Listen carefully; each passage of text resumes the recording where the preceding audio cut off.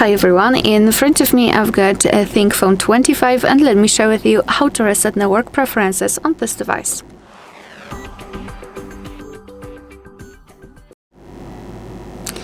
So let's begin with opening the settings, and here we have to scroll all the way down to find the system.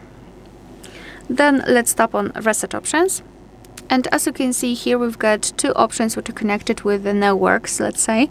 At the top, we've got Reset Mobile Network Settings, and under it, Reset Bluetooth and Wi-Fi. So as you can see, they are simply separated. And the whole operation in both looks pretty much same. So just tap on the option, the Bluetooth and Wi-Fi. Here we've got the information that you cannot undo this action. So if you're ready, just tap on Reset. And as you can see, it was reset successfully.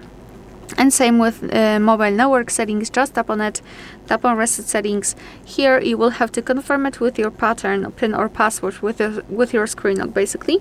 And here also the information that you cannot undo this action. So just tap on Reset Settings and we've got the information. We just successfully did it. Alright, so that will be all. Thank you so much for watching. Please hit the subscribe button and leave the thumbs up.